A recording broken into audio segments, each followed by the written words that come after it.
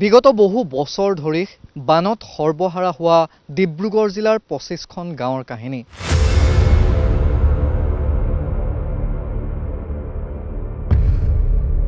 বিগত বহু বছৰ ধৰি জিয়া সপোনবোৰ মোহাৰি সামৰি উটুৱাই লৈ যোৱা সেই ভয়ংকৰ বানৰ কাহিনী।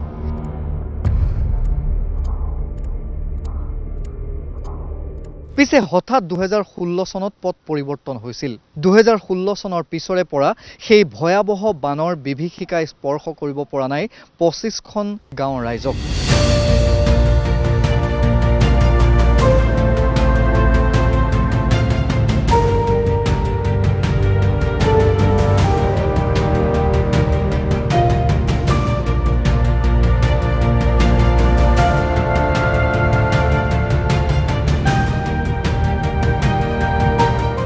আৰু ইয়াৰ আঁৰৰ মূল মানুহজনেই আছিল বৰ্তমানৰ কেন্দ্ৰীয় মন্ত্ৰী তথা সেই সময়ৰ অসমৰ মুখ্যমন্ত্ৰী সৰ্বানন্দ সোণোৱাল।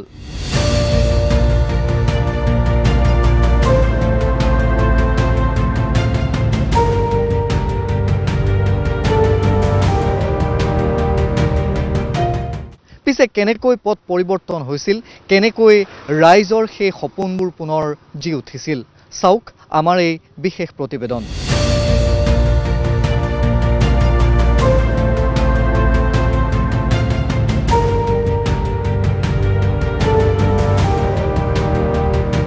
বিগত বহু বছৰ ধৰি বানত সৰ্বহাৰা হোৱা ডিব্ৰুগড় জিলাৰ ২৫খন গাঁৱৰ কাহিনী।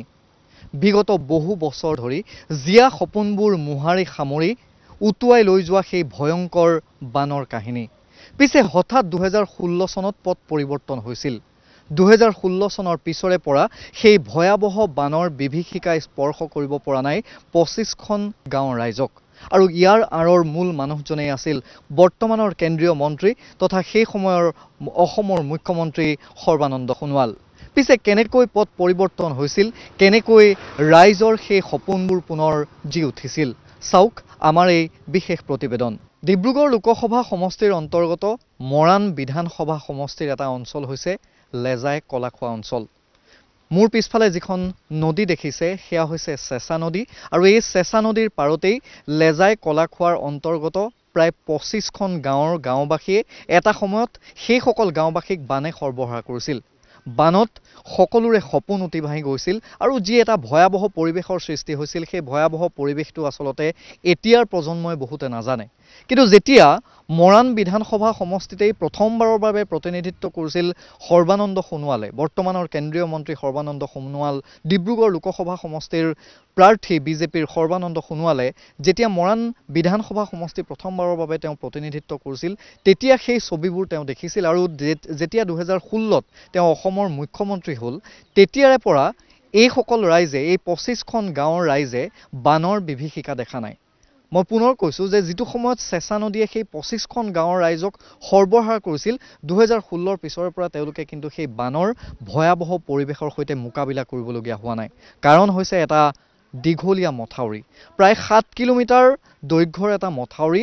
২০১৬ত যেতিয়া অসমৰ মুখ্যমন্ত্ৰী সৰ্বানন্দ সোণোৱাল হৈছিল, তেতিয়াই তেওঁ এটা উদ্যোগ লৈছিল, আৰু সেই উদ্যোগটোৱেই হৈ পৰিছিল এই ২৫খন গাঁওবাসীৰ বাবে, ২৫খন গাঁৱৰ গাঁওবাসীৰ বাবে আশীৰ্বাদ স্বৰূপ।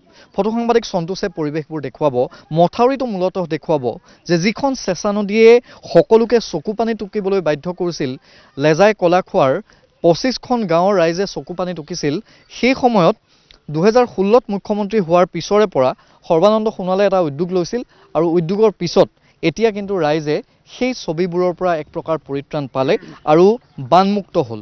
ইয়াৰ যিটো পৰিৱেশ আছিল ইয়াৰ পূৰ্বৰ, সেই পৰিৱেশটো আৰু বৰ্তমানৰ যিটো পৰিৱেশ, সেই পৰিৱেশৰ মাজত এটা আকাশ পাতাল পাৰ্থক্য আছে।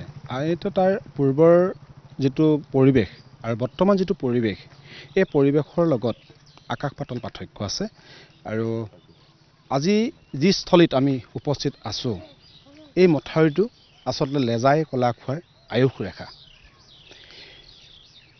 প্ৰাক্তন অসমৰ মুখ্যমন্ত্ৰী, বৰ্তমান কেন্দ্ৰীয় মন্ত্ৰী আৰু বৰ্তমান ডিব্ৰুগড় লোকসভাৰ বিজেপি দলৰ তেখেত মনোনীত প্ৰাৰ্থী সৰ্বানন্দ সোণোৱাল ডাঙৰীয়াৰ ঐকান্তিক প্ৰচেষ্টাত আচলতে এই সপোনৰ মথাউৰিটো, এই আচলতে লেজাই কলাখোৱাৰ মেৰুদণ্ড স্বৰূপ মেৰুদণ্ড বুলি ক'লেও হয়তো ভুল কোৱা নহ'ব। এই মেৰুদণ্ড স্বৰূপ লেজাই কলাখোৱা মেৰুদণ্ড স্বৰূপ এই চেঁচা মথাউৰি নিৰ্মাণ হৈছিল তেখেতৰ উদ্যোগতে। আৰু এই ক্ষেত্ৰত লেজাই কলাখোৱাৰ যি কৃষিজীৱী ৰাইজৰ যিটো দুৰ্ভোগ, অতীতৰ যিটো দুৰ্ভোগ, সেই দুৰ্ভোগটো কিন্তু বৰ্তমান পৰিত্ৰাণ হৈছে। আৰু আমাতকৈ বয়োজ্যেষ্ঠসকলে মুখত আমি শুনো এটা কথা, প্ৰায় ৬০ দশকৰ পৰাই এই লেজাই কলাখোৱা চেঁচা নদীৰ মহাবাহু ব্ৰহ্মপুত্ৰ কাষতে লাগি থকা বুঢ়ীদিহিঙৰ যিটো বলীয়া বানে এই অঞ্চল ২৫খন গাঁৱৰ একেবাৰে সমূলঞ্চে ধুই নিয়ে, প্ৰত্যেক বছৰে ধুই নিয়ে। অপ্ৰিয় যদিও আমি এটা কথা আমি ক'ব লাগিব, ক'বলৈ বেয়া, মানুহে বাম ঠাই মানুহে এটা সময়ত আমাক সুধিছিল, ঐ আমুকা এইবাৰ তোমালোকৰ বানপানী কিমান হ'ল? কিন্তু সৌভাগ্য বিষয় সেইখিনি শব্দ আৰু আমি শুনিবলৈ পোৱা নাই। মাত্ৰ সৰ্বানন্দ সোণোৱালৰ মানে পাৰদৰ্শিতা আৰু তেখেতৰ দক্ষতা আৰু ৰাইজৰ প্ৰতি যিটো তেখেতৰ দায়বদ্ধতা, এই দায়বদ্ধতাৰ ফলতে আজি সৰ্বানন্দ সোণোৱালৰ অন্যতম ফচল এই লেজাই কলাখোৱা মেৰুদণ্ড স্বৰূপ চেঁচা মথাউৰি। আপোনাৰ ওচৰলৈ আহিম মই অকণমান। এই গোটেই পৰিৱেশটো ইতিমধ্যে তেখেতে কৈছে যে পূৰ্বতে যিটো বানৰ বিভীষিকা আছিল, এক প্ৰকাৰ সকলোৰে সপোনবোৰ ভাঙি চিঙি শেষ কৰি পেলাইছিল, এতিয়া পৰিৱেশটো সম্পূৰ্ণ সলনি। গতিকে এইবাৰো পুনৰ বিজেপিৰ প্ৰাৰ্থী হিচাপে যিহেতু সৰ্বানন্দ সোণোৱালে ২০০৪ৰ পিছত পুনৰবাৰ ডিব্ৰুগড় লোকসভা সমষ্টিক প্ৰতিনিধিত্ব কৰিবলৈ তেখেতে এটা সুযোগ পাইছে, প্ৰাৰ্থিত্ব লাভ কৰিছে। আশা আকাংক্ষা কেনেকুৱা, বা এই যিটো পৰিৱেশটো, এই পৰিৱেশটো আঁৰৰ মানুহজনেই যিহেতু আপোনালোকে তেওঁ সৰ্বানন্দ সোণোৱাল বুলি কৈছে, গতিকে তেওঁক লৈ কেনেধৰণৰ আকাংক্ষা আপোনালোকৰ? হয়, আশা বুলি ক'বলৈ আমাৰ সমগ্ৰ লেজাই কলাখোৱা অঞ্চলৰ যিটো আশা আছিলে, কাৰণ কাৰোবাৰ ব্যক্তিগত আশা থাকে, কাৰোবাৰ সামাজিক আশা থাকে, কিন্তু সমূলেঞ্চে যদি আমি আশা বুলি কওঁ, আমাৰ মূল আশাটোৱে আছিলে আমাৰ যিটো চেঁচা মথাউৰি। আৰু এই আশাত নিৰাশা নকৰি তেখেতে যেতিয়া ২০১৬ চনত অসমৰ মুখ্যমন্ত্ৰী ৰূপে নিৰ্বাচিত হৈছিলে, সেই তেতিয়াই তেখেতে আমাৰ এই অঞ্চলৰ প্ৰতি দায়বদ্ধতা থকাৰ কাৰণে আজি আমাৰ মূল সমস্যা, বাকী যিটো আপোনাৰ সমস্যা মানুহৰতো সমস্যা শেষ নহয়, কিন্তু আমাৰ যিটো মূল সমস্যা, এই মূল সমস্যা সমাধানৰ মূল নায়কজনে হ'ল সৰ্বানন্দ সোণোৱাল আৰু আমাৰ স্থানীয় বিধায়ক মাননীয় শ্ৰী চক্ৰধৰ গগৈদেৱ। তেখেত দুজনৰ বলিষ্ঠ নেতৃত্বত এই চেঁচা মথাউৰি সফল ৰূপ পালে। আৰু দ্বিতীয় কথা হ'ল, আমি সৰ্বানন্দ সোণোৱালদেৱক ভোট দিয়া মানে এজন সফল কেন্দ্ৰীয় মন্ত্ৰীক ভোট দিয়া, গতিকে এজন যিটো জাতীয় নায়ক। গতিকে মোৰ মতে আমাৰ ডিব্ৰুগড়বাসীৰ কাৰণে এটা আনন্দৰ দিন, এটা উল্লাসৰ দিন, যিজন জাতীয় নায়কক আমি সেই তাহানিতে পাইছিলোঁ সাংসদ হিচাপে, যিজন জাতীয় নায়কক আমি মৰাণ সমষ্টিত বিধায়ক হিচাপে পাইছিলোঁ, আকৌ এবাৰ এই ঐতিহাসিক ক্ষণত তেখেতক যে আমি আকৌ এবাৰ বিজেপি প্ৰাৰ্থী হিচাপে পাইছোঁ, মনোনীত প্ৰাৰ্থী হিচাপে। গতিকে তেখেতৰ পৰা আমি আশা কৰিছোঁ আগলৈ তেখেতে যেনেদৰে আমাৰ সমস্যাবিলাক সমাধানৰ কাৰণে কৃপণালি কৰা নাছিলে, এনেকুৱাই যেতিয়া ৰাজহুৱা সমস্যা, এই সমস্যাবিলাক, আৰু মই জানো তেখেতক ইয়াত প্ৰতিৰোধ কৰিব পৰা কোনো এজন নেতা নাই। আৰু আজিৰ দিনত আমি সমূলেঞ্চে মুকলিকৈ ক'ব পাৰোঁ, আপোনালোকৰ চেনেলৰ আগত কৈছোঁ যে এয়া মোৰ কথা নহয়, এয়া সমগ্ৰ লেজাই কলাখোৱাবাসীৰ কথা, যে ইয়াত কোনো জাতীয়বাদী শিবিৰ, আমুক শিবিৰ, তামুক শিবিৰ বুলিবলৈ নাই। আপোনাক ইয়াত 95% ভোট সৰ্বানন্দ সোণোৱালদেৱে লাভ কৰিব, এয়া খাটাং। মই অকণমান আপোনাৰ ওচৰলৈ আহিছোঁ। এটা নতুন প্ৰজন্মই হয়তো সেই বিভীষিকাখিনি দেখা নাছিল, আপোনালোকে যিখিনি সন্মুখীন হ'বলগীয়া আছিল, কেনেকুৱা আছিল সেই দিনবোৰ? সেই দিনবিলাকৰ কথা অৱশ্যে এই থোৰতে শেষ কৰিব পৰা বিধৰ নহয় আৰু, কিন্তু এই কথাবোৰ ক'লে এতিয়া হয়তো আজি উঠি অহা প্ৰজন্মই বিশ্বাস নকৰিব। আমি যেনেকুৱা সমস্যাৰ মাজত জীয়াই আছিলোঁ, এইবিলাক এনেই থোৰতে এনেকেই ক'ব পাৰি আৰু। এতিয়া যিহেতু আপোনালোকে কৈছে যে মুখ্যমন্ত্ৰী হিচাপে সৰ্বানন্দ সোণোৱাল যেতিয়া আছিল, তেতিয়াই মথাউৰিটোৰ কাম আৰম্ভ হৈছিল বা এয়া সম্পূৰ্ণ হৈছিল। গতিকে এইবাৰ পুনৰ লোকসভাৰ প্ৰাৰ্থী বিজেপি দলৰ সৰ্বানন্দ সোণোৱাল, কেন্দ্ৰীয় মন্ত্ৰীগৰাকী, গতিকে এইবাৰ আশা আকাংক্ষা আপোনালোকৰ কেনেধৰণৰ? আমি ৰাইজক আহ্বান জনাব পাৰোঁ, যিটো আমি অতীতৰ এই কলীয়া বুলি ক'ব লাগিব, কলীয়া ডাৱৰ আঁতৰালে আমাৰ অঞ্চলটোৰ কাৰণে। আমি যিমানবিলাক ভুগিছোঁ এইবিলাক এতিয়া কৈতো অন্ত কৰিব নোৱাৰোঁ, কিন্তু আজি তেখেতে এই সমস্যাটো চিৰযুগীয়া বুলিয়ে ক'ব লাগিব, মানুহখিনি চিৰযুগীয়া হৈ আছিলে বানপানীৰ কাৰণে। এই সমস্যাটো দূৰ কৰাত তেখেতে আমাক যিমান দূৰ কৰি আমাক যিমান ৰাইজৰ কল্যাণ সাধন কৰিলে বা ৰাইজক যিমান উপকাৰ সাধন কৰিলে এই কথাটো আমি স্বীকাৰ কৰিবই লাগিব।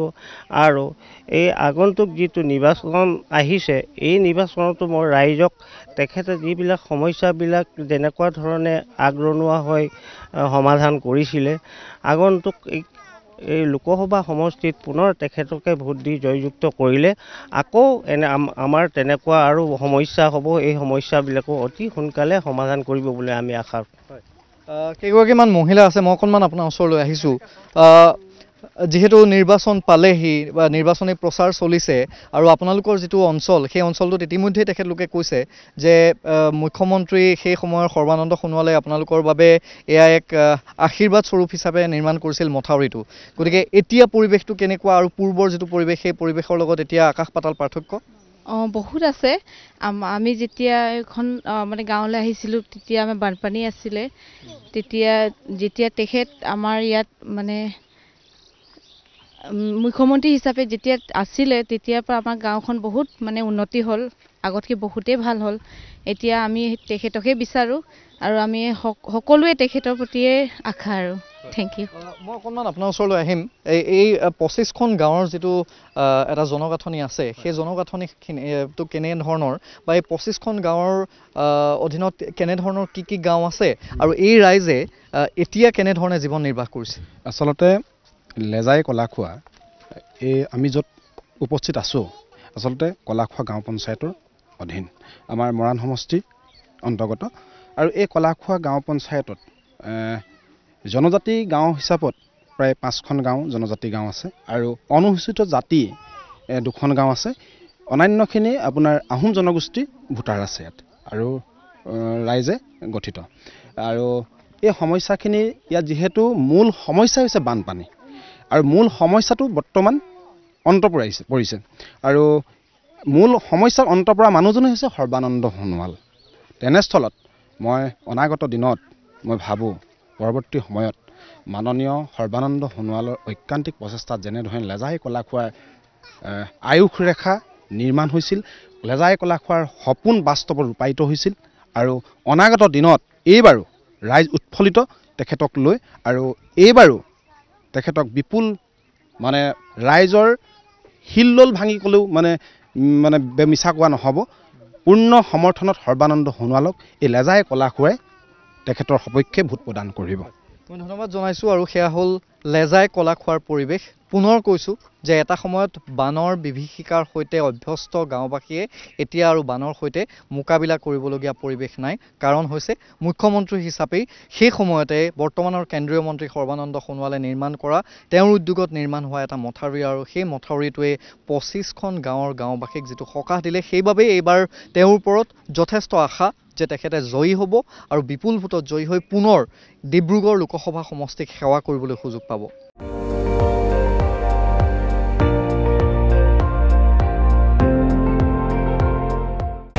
আপুনি চাই আছে ND24 সৰ্বশ্ৰেষ্ঠ নহয় সৰ্বোত্তমৰ দৌৰত।